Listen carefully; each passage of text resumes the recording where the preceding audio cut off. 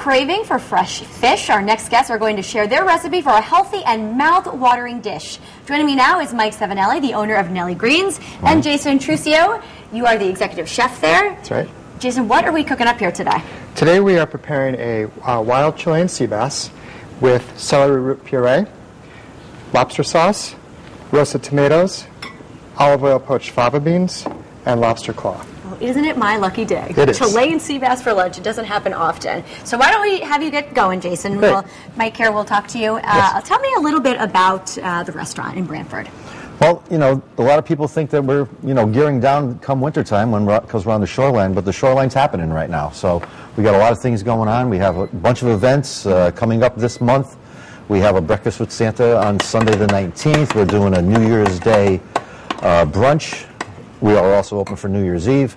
And we've got a lot of holiday parties that are joining us, and we still have room. So if you folks are out there that want to come and book some more holiday parties, come on down. We got things for luncheons, breakfast events, or dinners. Sounds great. And you also have a midweek madness. We do. We do a midweek madness menu that is available year-round. It's on Wednesday and Thursday night. We serve dinner for two. That includes a salad or soup, main course, and a bottle of wine. Oh, that sounds delightful. Yes. Very good. We'll have to check it out. So, Jason, we're concentrating on the sea bass today. I have to tell you, I wasn't a big fish eater my whole life, but I tried sea bass, and I'm a huge fan. It doesn't have that fishy taste to it. No, and actually, there are about 400 species of sea bass in the ocean. And it's sort of a generic term used to describe a certain style of fish. Okay. The Chilean is typical of the style of fish that we serve that in the winter with a lot of fat, and the quality is very high. You can see that the white of the fish brings out the striations inside, and you can see that the little bit of fat inside of there, it's almost like marbling, like a piece of meat. Now, the Chilean sea bass is something that comes from a sustainable fish.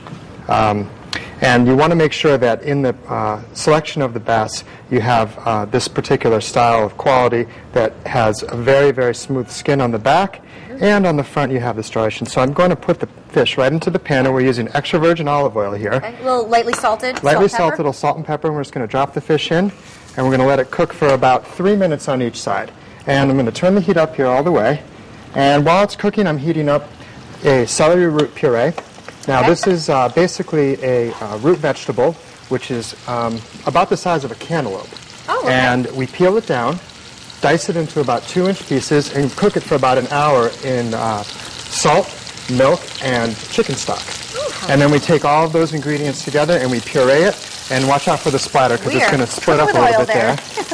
And in this pot here, I have the lobster broth, and this is made with lobster bodies, sherry wine, tarragon, and a little bit of olive oil. So we're staying away from butter in all of this cooking here. Can I smell this up close? Absolutely. And it has a lot of strong flavor.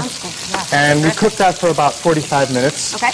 And then take the lobster bodies out of it and let it reduce down to the sauce that you see here. It's a total process of about 3 hours. Okay. Okay. So that's going to keep cooking on for 3 minutes on each side. Yeah, we're just going to let it sit so it gets a little bit of a nice crispy skin. All right. And to this dish, we are going to add fava beans. Now, these fava beans are poached in extra virgin olive oil. Fava beans come in a pod that, when you shuck them, have a secondary skin, which when you put them in boiling water for about 15 seconds, that skin sheds off. And then we submerge them into the olive oil, and that helps them to cure. Great. So what are we going to do with those beans? Well, the beans are going to go into this pot with the roasted Roma tomatoes. Those are also cured in olive oil. The lobster claw. And we're going to warm that up slowly. So I'm going to turn that on right now. And we're going to take the fava beans, just drop them into the pot with the tomatoes. And now these Roma tomatoes are cured with basil, a little bit of garlic, and fresh thyme. Okay. Mike, this is one of your favorite dishes at the restaurant? You can't ask me a whole lot of questions right now because my mouth is watering. I know, right? And you'll see the fish will start to shrink up a little bit in the pan, and that's what you want to see. That shows a fresh fish that doesn't just release a lot of water. Okay. It has all of its natural juices still intact in it. Very good. So now that the fava beans and tomatoes are in there, I'm going to add in the lobster claws. This is a Rockport lobster meat. It's poached just in a little bit of fresh broth, and then we pull out the lobster claws. And we're going to let that heat up slowly. I'm going to add a little bit of this herb oil. This is a Venetian herb oil. It has fresh thyme, rosemary, olive oil, and a little bit of sage, and a little touch of Dijon mustard, and that gives it a little extra flavor. Great. So these are all warming up nicely, and you can see the fish is starting to get a little bit of a crust underneath the bottom. Right. So I'm going to turn the pan down just a little bit. and flip it over.